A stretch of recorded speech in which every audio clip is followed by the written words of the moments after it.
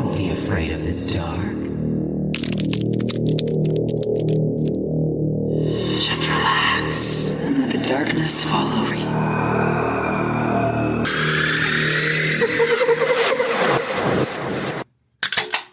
Welcome to Afraidish, a podcast where every 4 episodes we venture into a new state and take a deep dive into the history and paranormal while enjoying some tasty adult beverages. From ghost sightings to hauntings, urban legends and cryptids, let's get weird and afraid-ish together. Hello and welcome to episode 14 or episode 2 of Arkansas. I'm Paul. And I'm Ashley. It's been a long time since we've gotten to record again. As always. Yep. So these notes are from like a month ago. That's alright. We're here. Yeah. We did a lot of stuff since then. Yeah. I can't remember what we done. We started skating. Roller skating. Most of you already know that, except none of you ever come out, so... It's alright. Losers. As long as we get our exercise. It is very good exercise. Yeah, it is. Let's go ahead and get into it. Here are another 5 fun facts about Arkansas. Woo-hoo. Number 1. 47 hot springs flow from Hot Springs Mountain at an average temperature of 143 degrees. Holy shit. Yeah. Number 2. Because the hot spring water is said to be therapeutic for ailments, many famous faces have visited hot springs over the years, including Franklin D. Roosevelt, Babe Ruth, and Al Capone. Ooh. What a colorful cast of characters. Yeah. Number 3. Arkansas's most important crop is rice. It's different, yep. I Yep. never would have guessed if you had tried to quiz me on that. Who Wants to Be a Millionaire style would not have guessed rice. Yep. The state is the leading producer of rice and provides 46% of the country's supply. Wow. Arkansas produces more rice than any other state. Rice production in Arkansas is a $6 billion industry. That means the rice industry brings almost as much money into the state as all of Dillard's, the Little Rock-based national retail chain. Wow. Also did not know Dillard's was based in Arkansas either. Yeah, neither did I. Number 4. Allegedly, it is illegal to keep an alligator in your bathtub in Arkansas. Ha! Wonder why that law's on the books. Don't know. Gee. Do they have alligators? Like, is that... I mean, as pets. They have, like, you get them at a pet store. It's not like Florida where, like, you go out and pick up an alligator off the side of the road. Yeah. Right? I like these little... Right. Okay. I like these little weird laws from every state. They're fun. They're funny. And number 5. In 1957, for the first time in the history of the state, 9 African Americans were inducted into Little Rock Central High School. The school previously allowed only white students to attend. This event marked an important milestone in the nation's civil rights movement. 1957. Yes. Like, I know to a lot of us thinking about that date, that may seem like a really long time ago. But, like, most of us, either our parents or grandparents were alive at that time. Yeah. Like, in one way or another. Either very small children or, like, young adult age. That's not that fucking... 1957? Yes. Fuck racism. Yes. All right. So I talked about the 1886 Crescent Hotel and Spa in the last episode. Yes. And I was going to talk about its sister hotel, but the episode was pretty long already. So I'm going to talk about the 1905 Basin Park Hotel in this episode. Okay. The Basin Park Hotel is located on the north side of Basin Circle Park on Spring Street in the downtown building district. It was built on the site of the Perry House, a 4-story hotel built in 1881. Captain Joseph Perry built the hotel after moving to Eureka Springs because of poor health. He had several hotels in different locations of the United States prior to his arrival here. The Perry House, which was lost in the fire of 1890, was considered a fine hotel. Construction of the Basin Park Hotel was started in 1904 and completed in 1905, opening May 5th. A grand opening was held on July 1st, 1905. William M. Duncan and Associates built the hotel. They owned the Syndicate Company, which owned and operated many businesses in town. The building, including furnishings, costs over $50,000, which is roughly $1.8 million today. Wow. Yeah. That seems very low compared to some of the other hotels that we've talked about. Yeah. And that's a pretty... I mean, it's not the biggest hotel, but it's substantial. Yeah. Wow. Yeah. Like the Crescent Hotel and many other buildings in town, the limestone quarry near the town of Beaver provided the rock exterior of the hotel. There are several horizontal rows of red dolomite around this building. Although very evident when built, it is quite easy to miss seeing the red dolomite now. Oh. It had 100 rooms, a cage elevator, electric lights, steam heat, and telephones in the rooms. It also had complete fire protection. Because of the last one? Yeah. On the top floor was a ballroom with a hardwood floor that was often referred to as the roof garden. Oh. In later years, the Barefoot Ball was an annual event there, and dances with live bands became a regular event at the Basin Park Hotel. Fun. Yeah. The area from the lobby to the park, which is now a gift shop, was a very good restaurant for many years called the Basin Park Coffee Shop. Oh. The restaurant... I'd rather have a coffee shop than a souvenir shop. Yeah, for real. The restaurant was moved back upstairs onto the second floor in the old Ozark Room, renamed Perry Room, when the hotel was sold and remodeled in the mid-1980s. I'm guessing that's the balcony bar or whatever it's called. I think so. I can't remember what it's called now. Yeah, I know. We ate there. I keep wanting to call it the Skyview, but that's the wrong hotel. Yeah. It became a tour hotel and did quite well with bus tours through a succession of owners and managers. The first year it opened as a slice of pie and shortly went to buffets for in-house tours only. The restaurant was called the Coach and Four for 4 years. Then it became Ripley's. The hotel was sold again in 1992, and the restaurant was named The Balcony. Okay. Yeah.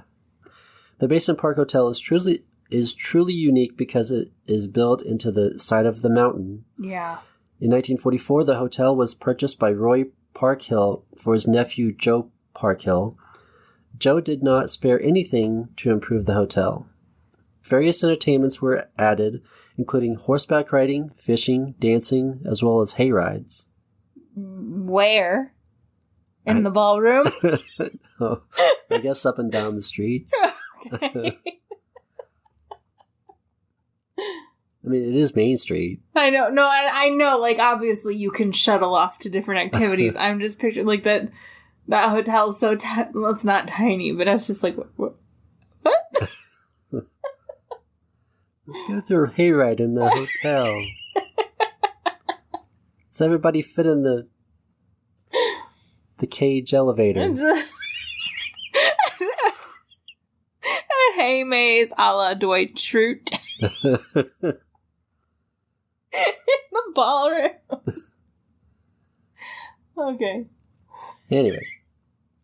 He even installed slot machines and served alcohol even though it was against the law. Ooh.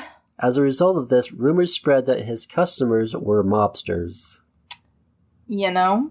They probably if were. Al Capone visiting the state for the Springs. Yeah. The hotel was raided in 1955 and Joe and 2 other people were arrested. Park Hill then sold the hotel and moved to a different place. In 1997, the Ronick couple bought the Basin Park Hotel as well as the Crescent Hotel, which we talked about last episode. Both hotels underwent a series of renovations and were modernized. But I would say not too modernized.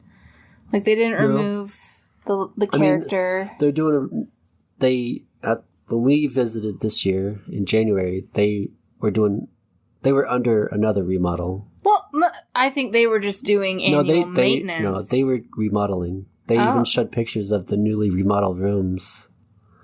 Okay, so they weren't just doing standard maintenance in the off season. Yeah, they were doing actual updates and remodeling again. And well, anyway, I still feel like as modernized as the hotel has been, they've managed to really retain the original character. Oh yeah, and it still has a lot of the history. Charm. Yeah. It's not like they gutted it and turned it into a dystopian fantasy. Yeah.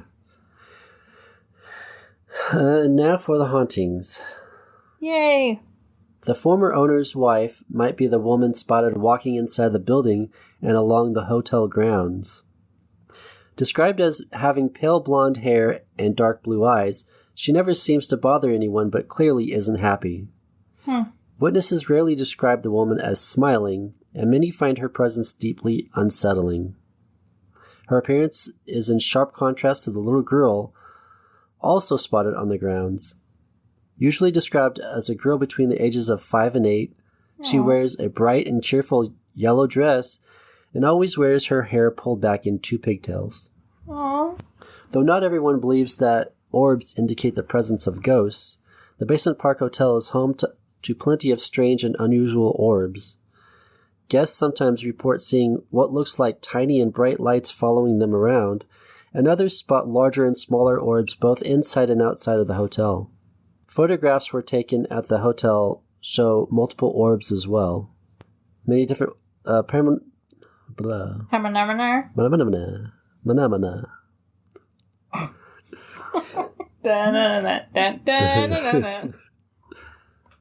Many different paranormal groups came to the Basin Park Hotel to conduct research over the years, and many of those groups picked up voices on recorders, electromagnetic spikes in rooms on the 2nd and 3rd floor, and other proof of ghosts. Supposed proof. Some believe that a few of its ghosts date back to the 1930s, when the hotel operated an illegal gambling parlor and served as a speakeasy. Regardless of where the ghosts come from or who they are, many guests leave knowing without a doubt that the Basin Park Hotel is haunted. If you stayed in the Basin Park Hotel, would it make you afraid-ish? Probably not. No, I've stayed there. No, I haven't, but... Yeah. We stayed in the far more haunted Crescent and had... aside from the fucking ice bucket debacle, it's fine. And then assholes across the hall. Oh my gosh.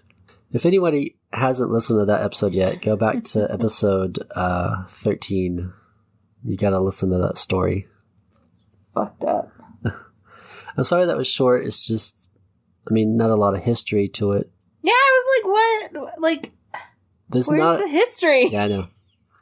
As for a place that was, founded for similar reasons as the Crescent. Obviously, the Crescent has a much more storied history, being a sanitarium. I don't know. A tuberculosis hospital. Sanatorium, I think. Yeah. Anywho, the Basin Park was still founded, because of the spring, and it's right. Yeah, it has the spring. It's on the grounds with the original Eureka Spring. So I would just think that there would be more. I'm sure there was. History. You just did I just don't have research. The time to do a deep dive, unfortunately. Why are you looking at me like that, sir? No, I'm just saying. As if I have time to do deep dive research for your podcast. I just don't. I mean, I just wanted to talk about a little bit of the history and a little bit of the hauntings. And So you did stay there. yes. Do you want to talk about your visit? Sure. Well, I stayed there with my first wife. We got married down there in 2005, and we got a little wedding package. Got married at the Crescent Hotel, stayed the night at the Basin Park Hotel. It didn't feel any... I mean... You don't remember any creepiness? No. Or spooks or... No, we just walked around downtown. No.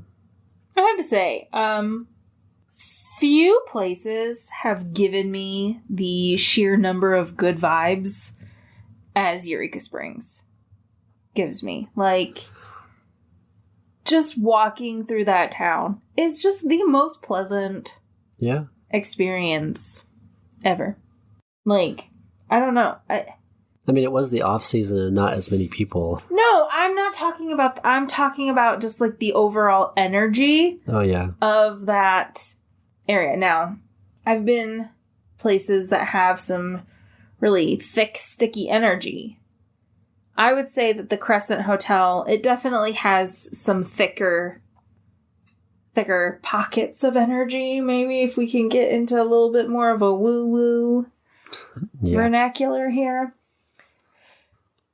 But it wasn't, like, super heavy the whole time. Yeah. You know, there are places that I felt a little bit more on edge. Yeah. At the Crescent. And, you know, I haven't spent nearly as much time at the Basin Park, but I don't know. Just overall, Eureka Springs is just such a... and it might be just the little folk Victorian gingerbread houses that line the streets that one day we will buy one and happily ever after there. So manifesting hard that one. Real hard. Listen to this podcast, get us some ad revenue so that I can buy a Victorian gingerbread house in Eureka Springs. Okay? It's kind of hard for me only getting one episode out a month. So I need to step up my game. Yeah, but if 1 million people listen to one episode every month, no, I'm just kidding. I wish. Yeah, I don't know.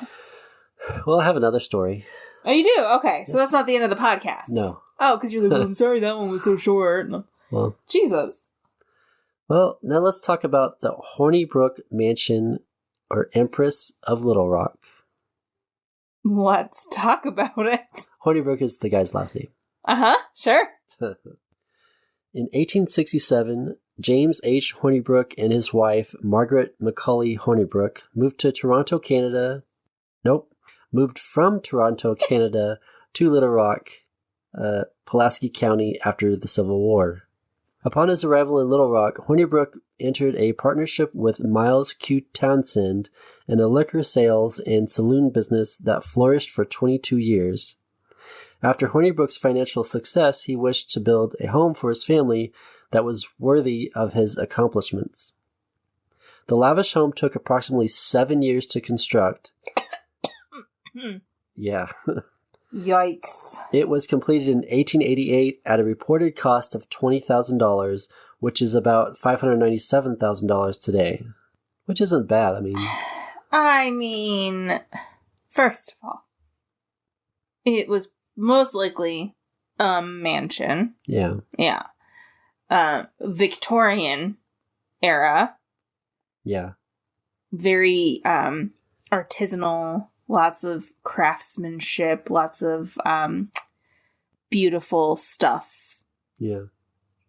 So $500,000 for a house like that versus the houses that are going for $500,000 today, like new builds today.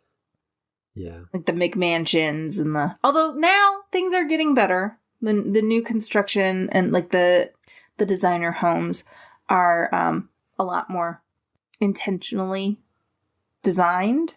I cannot speak to the materials used, but like 2005 McMansions, I would much rather spend $500,000 on a Victorian. I don't know why I'm ranting about housing prices right now. Maybe that's just because the housing market's fucking insane. And houses that are being built today are kind of shit. Yeah. That's yeah. Anyways. You can edit that out if you want to. No. No. The average home at the time cost around $2,000. Okay. Or versus $20,000. Okay, so what's $2,000 in today's money? I don't know. Like Pause.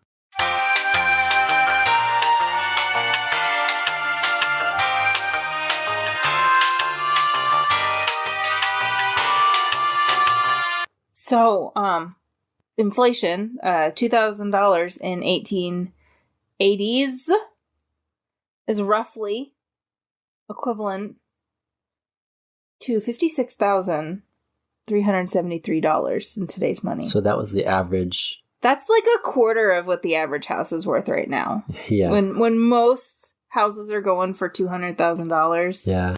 I'm mad about it. Anyways.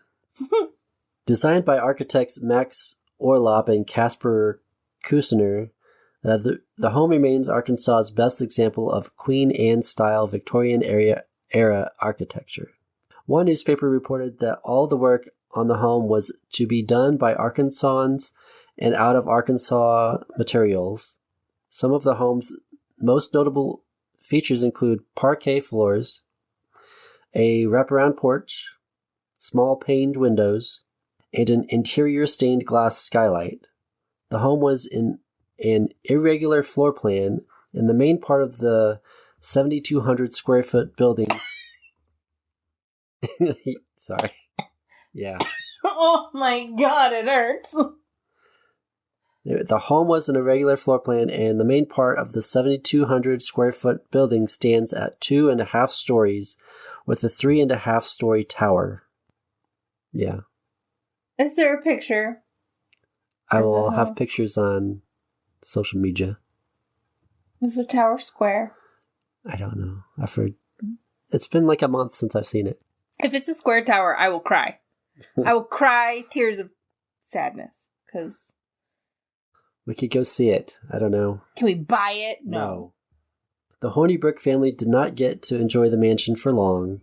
Shame. In 1890, 2 years after his home's completion, James H. Hornibrook died at age 49 from an epileptic stroke. Oh my god! Hornibrook had hosted a gentleman's evening at his saloon that same evening before making it back to his residence and dying at the front gate.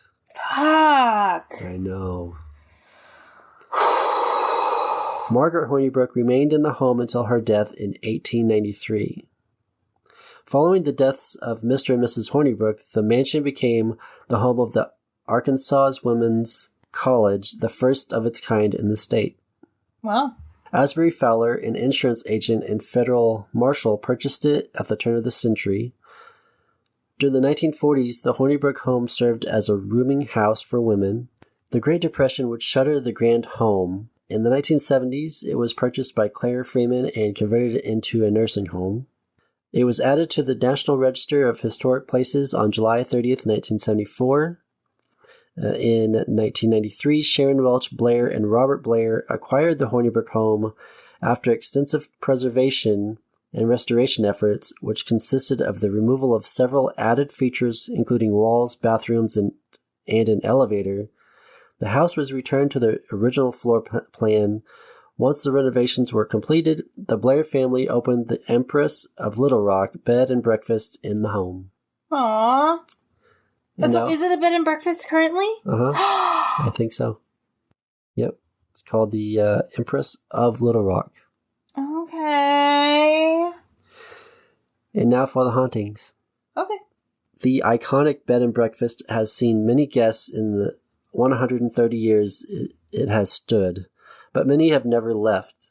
According to tales, some of the men and women who once called the Empress home still wander its halls, including Mr. Hornibrook himself. I mean, can you blame him? I wouldn't leave Spent there all either. that time and money building a beautiful home only to die I know. just a few short years later? Yeah. I'd be pissed, man. Yeah. Fuck. Playing cards have been seen mysteriously strewn throughout Mr. Hornibrook's poker room floor. Oh. The ghost of a well-dressed man with a Hamburg hat has been seen on the stairs and in rooms of the historic home. Owners Sharon and Robert Blair have reported a number of paranormal activities inside the old mansion, including seeing a period-dressed gentleman making his way down the staircase before disappearing. During the restoration of the home, a painter found himself locked in an upstairs poker room, but a handle and lock had not been added to the door.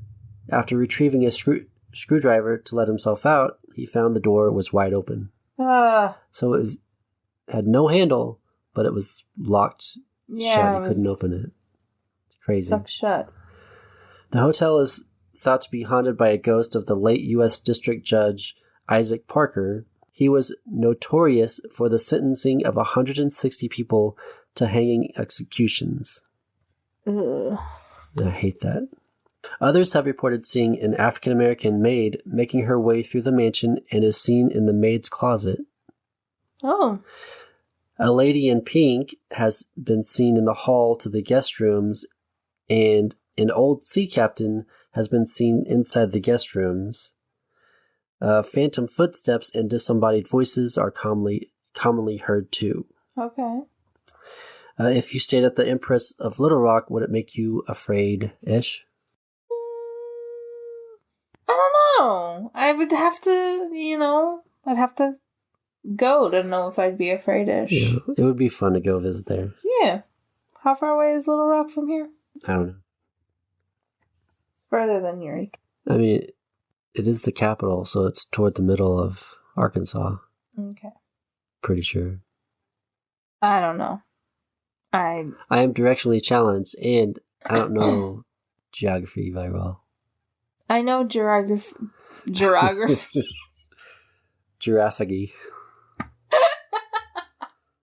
I know geography of, places that have far less impact on my current life than the geography of my local region. I could probably point out more places accurately on a map of Europe or the Middle East Yeah. than I could if you tried to get me to identify the counties surrounding our county. Yeah. That's terrible. So, yeah. Is that it? Is all you got? Those are my stories. Okay. This is going to be a short episode, so... I mean, nothing wrong with a nice short episode. Yeah. I know you like them to be longer.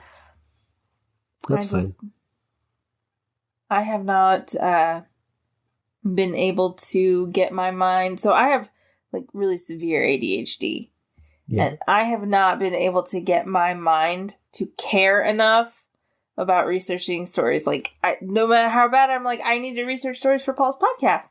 And my brain's yeah, but why don't we spend the next 8 hours watching random videos on YouTube instead? Yep. And I didn't even realize that much time has passed. And I'm well, fuck. I just wasted an entire day learning how to skate backwards. And I don't even know how to skate forwards. Yep. That is the way it goes. Yeah. I'll try. I'm going to make a more concerted attempt at getting my brain to considering how often I get these out. I know. Anyways. This time, you knew you weren't waiting on me, so you were just... I know. It's just me. Yourself. Yeah, I'm just trying to get some stuff done. Hopefully, this rainy weather will clear up a little bit so I can do some yard work, so I can clean out the garage. Prep the garden beds. Prep the gardens. Do all the springy shit I gotta do. Adult. Yeah, adult. Homeowner. I got a adult. Whoever said buying a house would be fun, man. Yeah. Maintenance. Yeah. Anyways, if you have any stories or requests of anything you want to hear about, or if you know anyone who does, or if you just want Ashley to shut up. No. Please email us at afraidishpodcast@gmail.com, Instagram and Facebook at afraidishpodcast.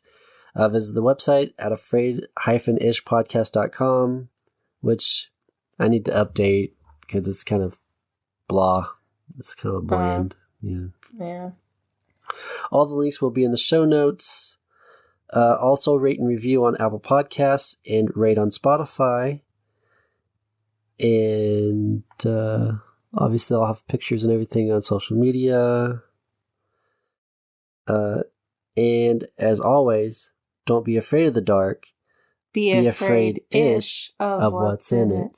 Bye. Bye.